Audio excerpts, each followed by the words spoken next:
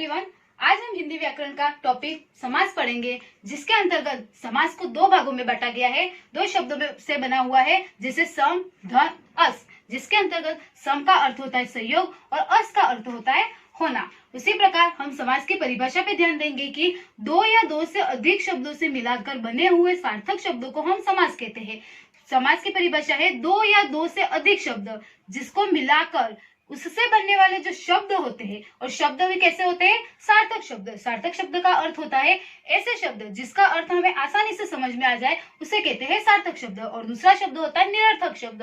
ऐसे शब्द जिसका अर्थ हमें आसानी से समझ में नहीं आता है, उसे बोलते हैं निरर्थक शब्द। पर समास के अंतर्गत जब भी हम समास का विग्रह करते हैं तो हमें सार्थक शब्द की जरूरत होती है कि सामने वाला जब भी शब्द को पढ़े तो उसे आसानी से समझ में आ जाए। उसी प्रकार समास विग्रह करने के लिए हमें कुछ चीजों की जानकारी प्राप्त होनी चाहिए, जैसे जिन शब्दों के मेल से समस्त पद बना हो और उसके पहले पद को हम कहते हैं पूर्व पद तथा दूसरे पद को कहते हैं उत्तर पद। जैसे कोई शब्द होता है, जैसे उदाहरण के द्वारा मैं आपको समझाऊंगी, जैसे ये समस्त पद, पूर्व पद, उत्तर पद और विग्रह समास का, जिसके पाठ फर्स्ट है पाठशाला, तो जो पाठ होता है उसे हम बोलेंगे पूर्व पद और दूसरा होता है शाला, जिसे बोलेंगे हम उत्तर पद। उसी प्रकार अगर हम समास का विग्रह करते हैं तो पाठ के लिए शाला। उसी प्रकार दूसरा एग्जाम्पल भी है कि देशवासी, इसके अंतर्गत भी हम यही देखेंगे कि पूर्व पद होता है वो देश और उत्तर पद होता है वो वासी, और जब हम देशवासी का समास विग्रह करते हैं तो देश का वासी। ये तो थी समास का अर्थ, समास की परिभाषा, पूर्व पद किसे कहते हैं और उत्तर पद किसे कहते हैं, और दोनों के एग्जाम्पल। आगे हम पढ़ेंगे समास के भेद। समास के 6 भेद होते हैं। फर्स्ट होता है अव्ययीभाव समास, सेकंड होता है तत्पुरुष समास, थर्ड होता है कर्मधारय समास, 4 होता है द्विगु समास, 5 होता है द्वंद्व समास और 6 होता है बहुव्रीहि समास। अब समास के 6 भेदों को हम एक परिभाषा के माध्यम से और एग्जाम्पल के माध्यम से पढ़ते जाएंगे, जिसमें हम सबसे पहले पढ़ेंगे अव्ययीभाव समास। इसकी परिभाषा है जिन समास का पूर्व पद अव्ययी होता है और उसे अव्ययीभाव समास कहते हैं। और इसकी दूसरी विशेषता यह है कि एक ही शब्द बार बार आने पर भी अव्ययीभाव समास कहते हैं। इसके अंदर अब आपको पता होना चाहिए कि अव्ययीभाव समास मतलब अव्यय किसे कहते हैं। ऐसे शब्द, ऐसे लिंग, ऐसे कारक, ऐसे विशेषण जिसका कोई भी किसी भी शब्द में परिवर्तन नहीं होता है, उसे हम अव्ययीभाव समास कहते हैं। अव्यय होता है एक प्रकार से। उसी प्रकार एक ही शब्द बार बार आने पर भी अव्ययीभाव समास कहलाता है। जैसे हम यहाँ पे एग्जाम्पल भी देखेंगे, आमरण जिसका समास विग्रह होगा मरण तक, जिसी प्रकार हाथों हाथ इसका समास विग्रह होगा हाथ ही हाथ में। अब यहाँ पे एक ही शब्द बार बार आए मतलब हाथों हाथ, और आमरण अ जो जिसके अंदर अव्यय होता है, जिसके अंदर कोई परिवर्तन नहीं होता है। एक बात और है अव्ययीभाव समास की, जिसके अंतर्गत जो आगे वाला होता है उसके अंदर उपसर्ग शब्द का भी प्रयोग किया जाता है, उपसर्ग भी होते हैं उसके अंतर्गत। उसी प्रकार समास के भेद में सबसे पहले हमने अव्ययीभाव समास की परिभाषा पढ़ी। उसी प्रकार हम पढ़ेंगे सेकंड तत्पुरुष समास की परिभाषा।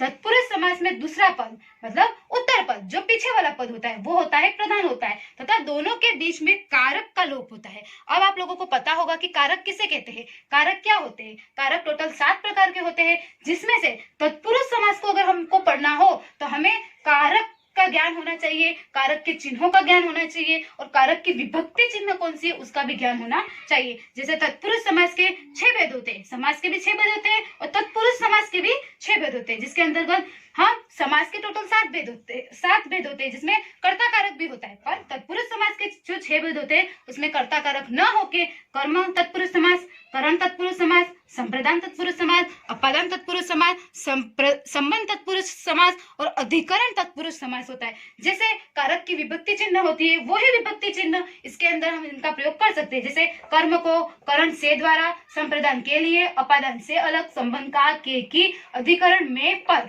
उसी प्रकार तत्पुरुष समास के एग्जाम्पल को हम समझते जाएंगे। जैसे कर्म तत्पुरुष समास के अंतर्गत है सम्मान प्राप्त, तो उसका समास विग्रह करेंगे तो सम्मान को प्राप्त। उसी प्रकार करण तत्पुरुष समास का उदाहरण है जलावृत, जैसे जल से आवृत। एक बार और ध्यान में रखोगे आप कि करण के अंतर्गत भी से विभक्ति चिन्ह होते हैं और अपादान के अंदर भी से विभक्ति चिन्ह होते हैं, पर दोनों का प्रयोग अलग अलग किया जाता है। करण के अंतर्गत जो से विभक्ति चिन्ह का प्रयोग होता है, उसके अंदर जो किसी चीज को पास लाने में, किसी चीज के बारे में बताता है कि वो दोनों पास में होती है। उसी प्रकार जो अपादान के अंतर्गत जो से का प्रयोग किया जाता है वो किसी चीज को अलग करने के लिए किया जाता है। जैसे पेड़ होता है, पेड़ के अंदर से कोई पत्ता गिरता है तो पेड़ और पत्ता दोनों एक दूसरे से क्या हुए? अलग हुए। इस कारण से वहां पे अपादान तत्पुरुष होता है। इसी प्रकार आगे हम चलेंगे संबंध तत्पुरुष के अंतर्गत जैसे देशभक्ति, तो देश के लिए भक्ति, तो ये के लिए शब्द इसके अंतर्गत आ गया। उसी प्रकार अपादान के अंतर्गत मैंने आपको अभी बताया कि दोनों चीजें अलग होती है। जैसे पाप मुक्त, तो इंसान जो होता है वो पाप से क्या हो जाता है, मुक्त हो जाता है, इसलिए इसमें कहा गया है पाप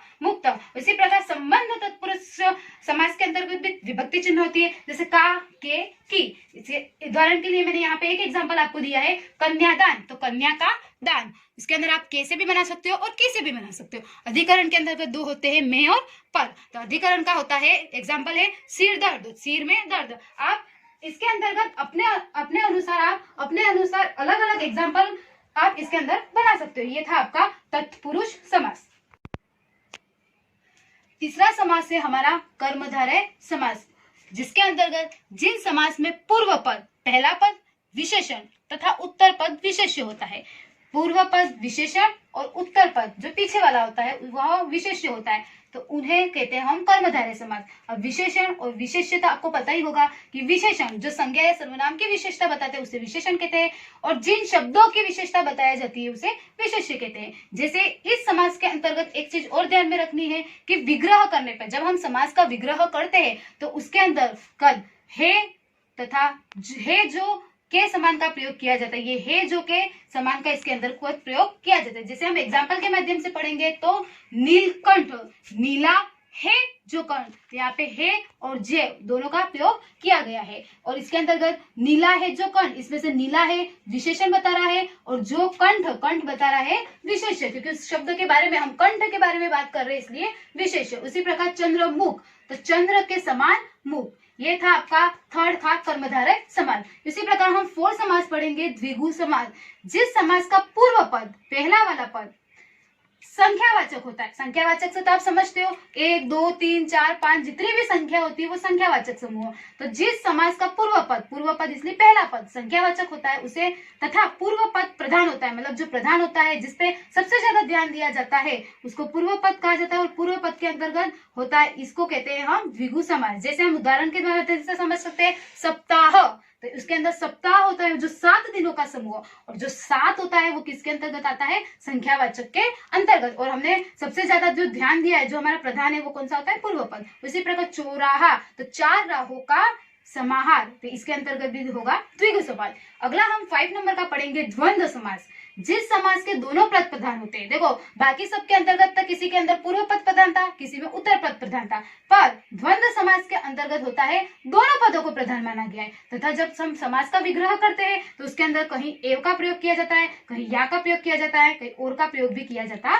है। और सबसे इंपॉर्टेंट बात, पद के मध्य में योजक चिन्ह का प्रयोग किया जाता है। योजक चिन्ह होता है ऐसे, जैसे हम विराम चिन्ह पढ़ते हैं, उद्धरण चिन्ह पढ़ते हैं, बहुत सारे चिन्ह पढ़ते हैं जिसके अंदर एक योजक चिन्ह भी होता है जो डैश का निशान होता है। जैसे हम एग्जाम्पल के माध्यम से पढ़ेंगे भाई बहन, तो जो ये चिन्ह है वो कौन सा होता है, योजक चिन्ह। तो हम इसके अंदर भाई और बहन, भला बुरा, भला या बुरा का प्रयोग कर सकते थे। ये है द्वंद्व समास का उदाहरण। और लास्ट एंड फाइनल हमारा समास होता है बहुव्रीहि समास, जिस समस्त पद में दोनों पद प्रधान नहीं होते हैं। देखो इसके अंतर्गत एक भी पद प्रधान नहीं होता है। तो फर्स्ट में हम जब पढ़ रहे थे अव्यय विभाग समास पढ़ा, तत्पुरुष समास पढ़ा, कर्मधारय, द्विगु, द्वंद्व पढ़ा, पर यही एक ऐसा समास है जो मोस्ट इम्पोर्टेंट समास होता है। यही एक ऐसा समास है जिसके अंदर हम दोनों पद प्रधान नहीं होते हैं। पहले वाले समास में तो क्या था, दोनों पद प्रधान थे, पर इसके अंदर एक भी पद प्रधान नहीं होता है। दोनों पद किसी तीसरे की ओर संकेत करते हैं, उसे हम बोलते हैं बहुव्रीहि समास। जैसे आप एग्जाम्पल के द्वारा समझिए, दशानन, दश है आनंद जिसके, तो ये तीसरा हमने किसकी ओर संकेत किया, रावण की ओर संकेत किया। उसी प्रकार चतुर्भुज, 4 है भुजाएं जिसके, अब 4 भुजाएं किसके होती है वो आपको पता होना चाहिए कि विष्णु जी की। तो उसी प्रकार ये होगा हमारा बहुव्रीहि समास। उसी प्रकार बहुत सारे एग्जाम्पल, हर के एग्जाम्पल आप अच्छे से देख सकते हो, पढ़ सकते हो।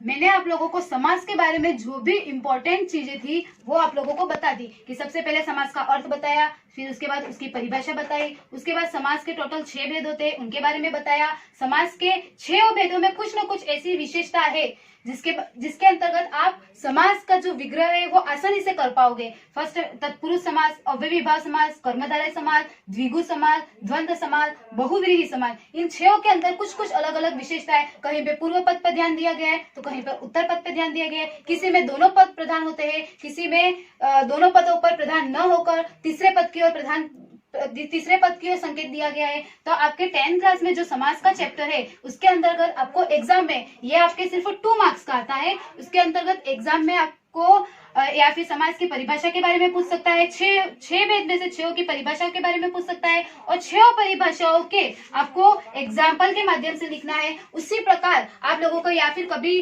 समास के कोई शब्द दे देगा तो आपको उसका समास विग्रह करना होगा। ये है आपका समास का टॉपिक, इंपॉर्टेंट टॉपिक था ये आपका। 2 मार्क्स बहुत इंपॉर्टेंट होते हैं 10th क्लास में, तो आधा मार्क्स भी इंपॉर्टेंट रहता है, तो 2 मार्क्स तो आपके लोगों के लिए बहुत ज्यादा इंपॉर्टेंट। अगर आपको समास के बारे में कोई चीज नहीं समझ में आई है तो आप कमेंट में लिख सकते हो, बता सकते हो कि आपको जो चीज समझ में नहीं आई है, कमेंट बॉक्स में दे सकते हो। Thank you.